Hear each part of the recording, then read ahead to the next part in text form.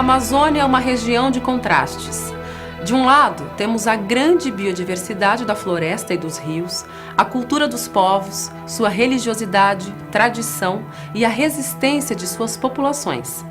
Por outro lado, a Amazônia enfrenta grandes desafios com desmatamento, mineração, agronegócio e graves problemas sociais na educação, saúde e moradia.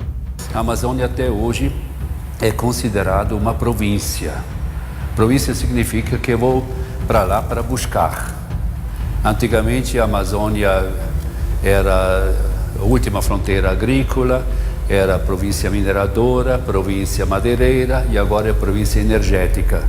Isso é muito preocupante porque a Amazônia tem uma função climática, ou, por assim dizer, influi o clima planetário.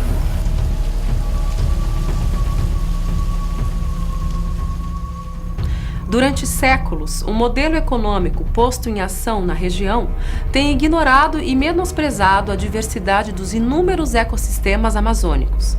O desenvolvimento sustentável não integra as políticas públicas como condição essencial.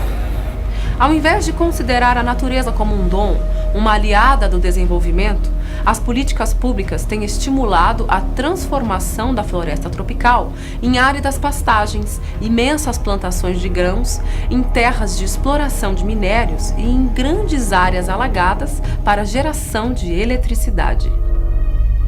Além disso, concebe o povo da região como primitivos, tribais e atrasados, desenraizando-o de suas comunidades e empurrando-o como marginalizado para as periferias das cidades. Isso são questões muito sérias que têm que ser discutidas, têm que ser aprofundadas, e a igreja tem que participar disso, de defender, de fato, a preservação sustentável da Amazônia. Isso também para o próprio povo dali. Eles devem ser os sujeitos da sua história, são aqueles que deveriam ter a força de decidir o seu futuro. E nisso entra também a questão da evangelização. A igreja tem que se inculturar ali, que o Papa também dizia para nós, no Rio de Janeiro, a igreja na Amazônia tem que ter um rosto amazônico. A Amazônia é um teste decisivo para a igreja no Brasil, para a igreja e para a sociedade. Um teste decisivo, e a igreja não pode deixar de participar dessas decisões e tem que procurar acertar e mesmo arriscar, diz o Papa. Ela é, portanto, um desafio muito grande, seja para a igreja, seja para a sociedade brasileira. Históricamente, a Igreja Católica sempre ha estado presente, pero el gran problema son las tremendas distancias y el aislamiento. Entonces se ha formado esta nueva red panamazónica. A REPAN, Rede Eclesial Panamazônica, foi criada para unir os 9 países que compartilham o maior ecossistema do planeta e vai favorecer uma população de 34 milhões de habitantes.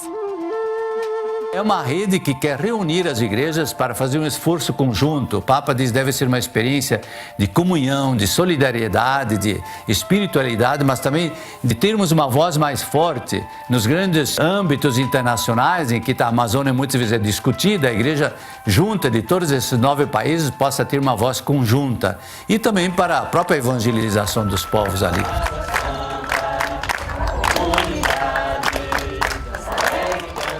Eu creio que a fé é uma grande força, sempre de novo uma grande força. E esse povo é muito religioso. Os índios também trazem uma religiosidade inata, eles sempre tiveram nas tradições deles um contato com a transcendência, com a divindade, e tem toda uma religiosidade por detrás disso. E isso tem muito a ver com a terra, tem muito a ver com a criação, o Deus criador, a beleza de Deus. Esse contato com a terra é muito forte. Temos a missão como igreja de defender o ser humano e também a criação. Nós fazemos parte daquilo que Deus criou e nós vivemos no lar que Deus criou e temos a obrigação como igreja, porque acreditamos em Deus Pai Criador, de defender esse lar que Deus criou para todos.